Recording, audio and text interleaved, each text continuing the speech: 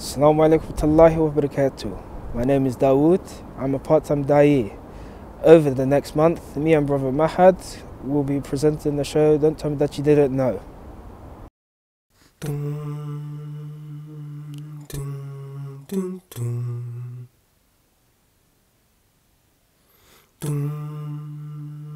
tell me you didn't know. Don't tell me you didn't know. Don't tell me you didn't know. Don't tell me you didn't know. Don't tell me you didn't know. Don't tell me you didn't know. Don't tell me you didn't know. Don't tell me you didn't know. Don't tell me you didn't know. Don't tell me you didn't know. Yeah. Well, apart from sharing facts and Islamic history, we'll also be diving into the Black History Month. The Black History Month. Why is it so important to us? I mean, it's because it's part of history, Islamic history. Many people across the globe participate in the Black History Month and usually forget that the history itself started somewhere else. And in addition, if you look into the history, you will have many benefits, lessons, and stories that kind of relate to the situation we are in today. By the way, did you know that 30 to 60% of slaves were Muslim during the Atlantic slave trade? Well, it beats me to know that they went to America known for their bravery. Do you want to know why? Muslims were scattered all over America, North, Central, South, and the Caribbean. The exact number that landed on planet Rock is unknown. The documents produced by slave dealers and the trade companies did not define the slaves by their religion. However, the area the slave came from were noted down. Islam was present in Africa during the slave trade, such as in Senegal, Gambia, Guinea, Sierra Leone, Mali, Benin, Ghana, and Nigeria. So how did we came up with 30%? Well, the analysis would then have to be refined to include the population known to be either partially or almost totally Muslim.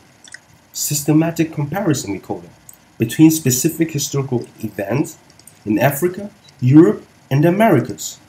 Paul Lovejoy, for example, has such an example of the captives in Central Sudan of 108 individuals. We actually have some figures here of the deportations of the people.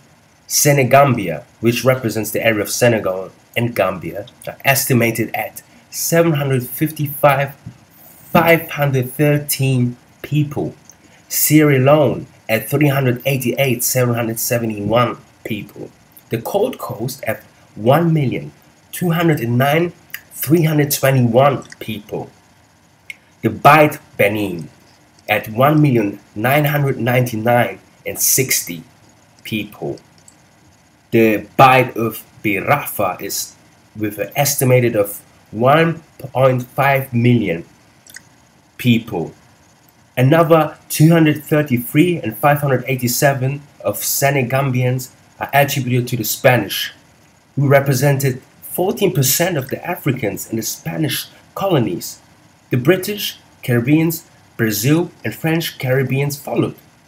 But the United States had the highest number of Senegambians, even though the number were lower generally. Almost 24% of men and women and children who set foot in the 13 colonies, later the United States, were arguably from Senegambia.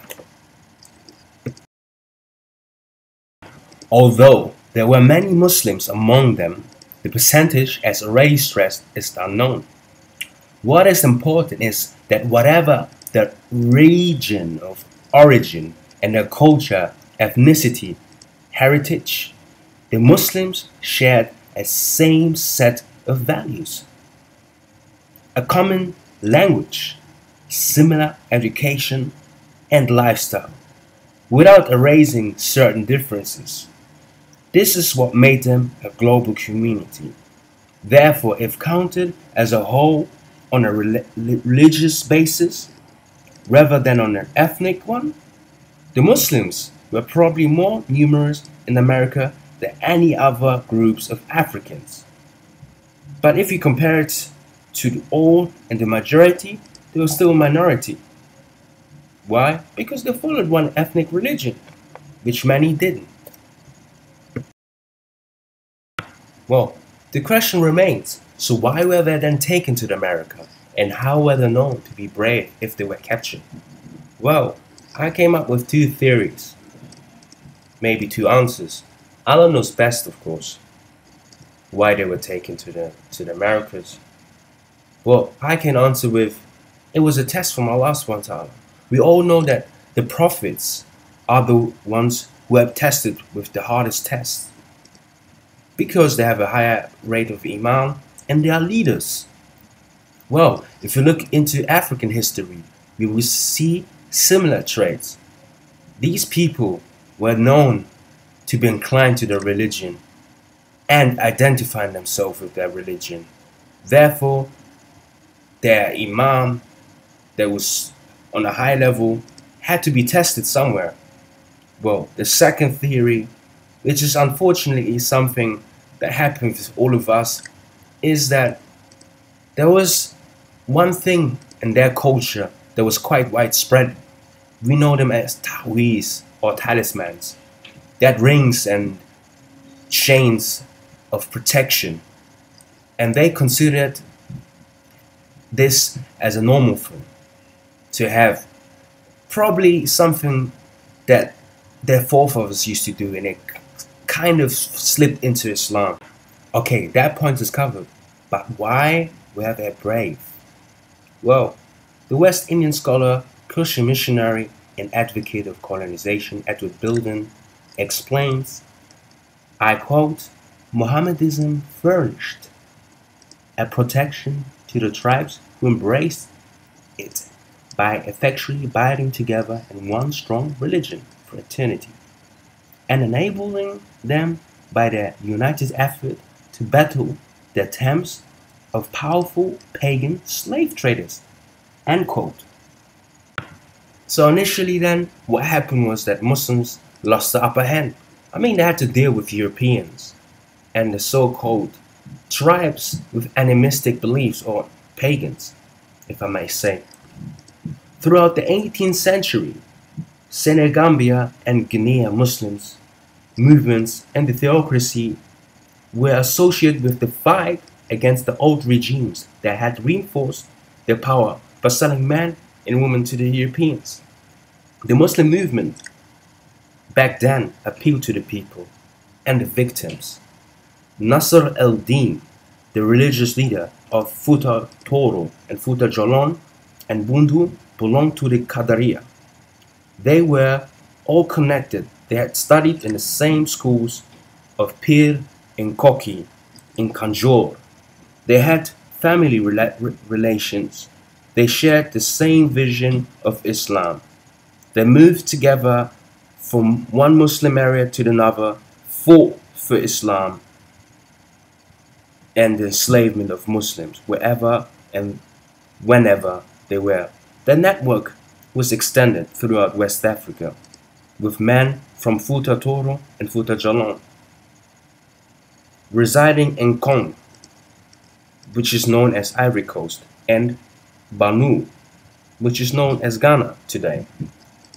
Islam in general and the Qadariya Brotherhood in particular united the faithful, whoever and whenever.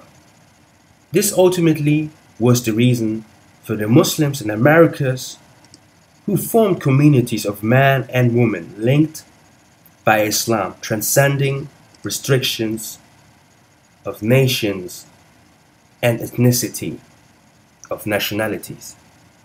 So what is the lesson, brothers and sisters, from this? The lesson is simple. These people were able to join together because they had Islam.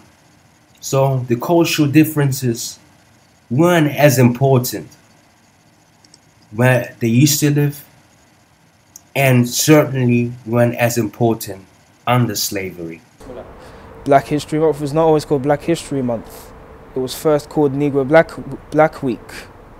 It was introduced in 1926 by Carter G. Woodson. It was marked on the second week of February, which also marks the birthdays of Frederick Douglass and Abraham Lincoln.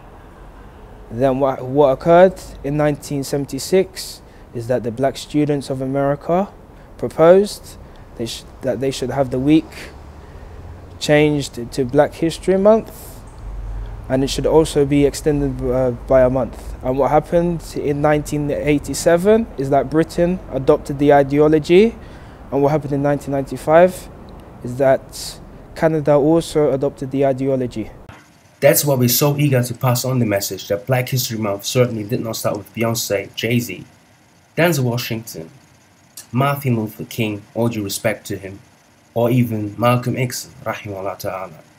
So, what is Black history at all?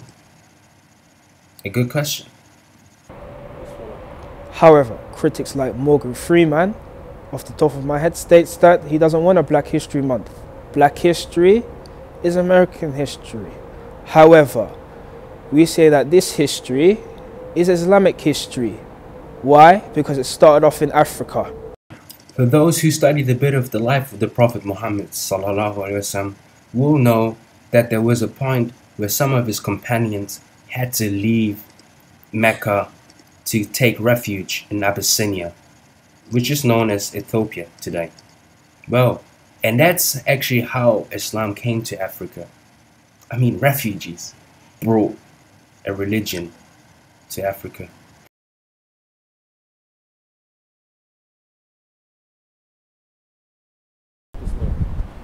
Brothers and sisters, now that we've reached the end of this episode of Don't Tell Me That You Didn't Know, inshallah I'll see you in the upcoming episodes. Assalamu alaikum warahmatullahi wabarakatuh. Don't tell me you didn't know, don't tell me you didn't know, don't tell me you didn't know, don't tell me you didn't know, don't tell me you didn't know, don't tell me you didn't know,